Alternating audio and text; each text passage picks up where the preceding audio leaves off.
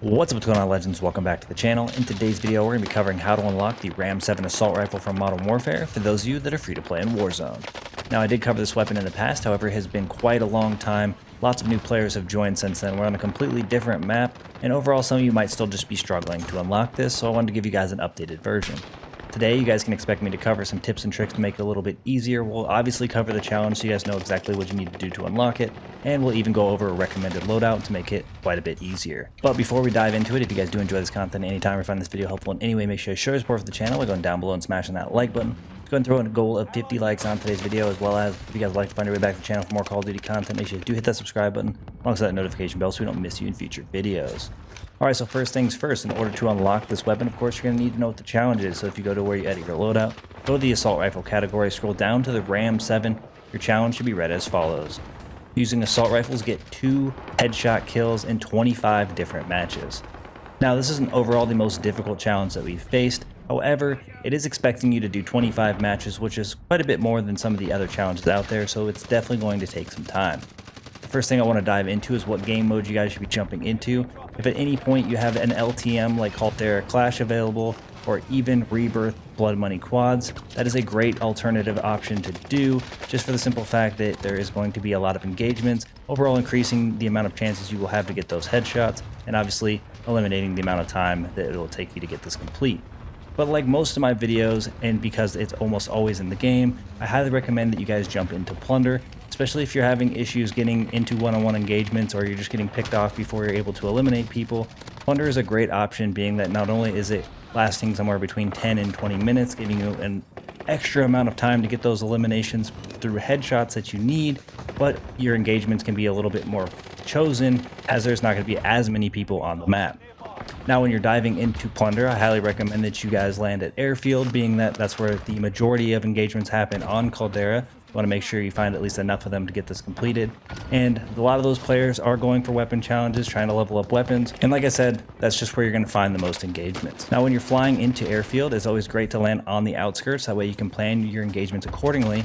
You can catch people flying in, or you can just overall keep people from third partying you in the back, at least enough to kind of plan out what you want to do or what engagements you want to actually take place in. Now, with this being a challenge where you're having to hit people in the head, obviously it's not going to matter whether or not you live or die during those engagements, but in order to increase your odds, I highly recommend you guys aim a little bit higher. Typically, aiming at center chest is the best place to go, because then that way you have the most accuracy. However, with this challenge in particular, aim a little bit higher, shoot for those headshots. Even if it gets you eliminated a couple of times, you are just aiming to get this challenge done. If you guys are having trouble with accuracy while going for the headshots, you can always mount on a tree on the outskirts, catch somebody flying in, or catch somebody that's not too far in distance. And there's obviously a lot of other places that you can mount, whether it's a ledge, side of a building. This will not only increase your accuracy and make it a little bit easier, but it will also increase those odds of getting that headshot elimination that you're looking for. Another thing that greatly helps with this challenge in particular is running dead silence. It'll allow you to sneak up on opponents.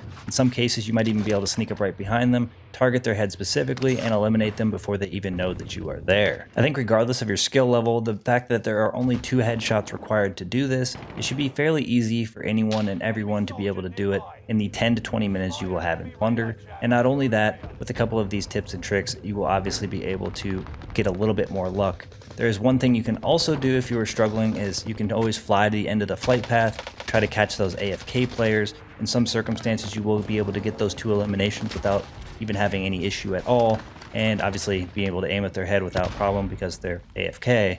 However, in those cases where you fly to the end of the path, maybe you only get 1 elimination, you will spend quite a bit of more time traveling back to the areas of population, and could overall sacrifice the ability to actually get this completed based on the luck you have in the rest of that match. But now that we've covered some tips and tricks that will overall give you guys better odds of getting this completed, I want to go ahead and jump into our recommended loadout, which is going to be with the Modern Warfare M4A1. Alright, so for our attachments, we have as follows. The monolithic suppressor as our muzzle. For the barrel, we're using the stock M16 Grenadier.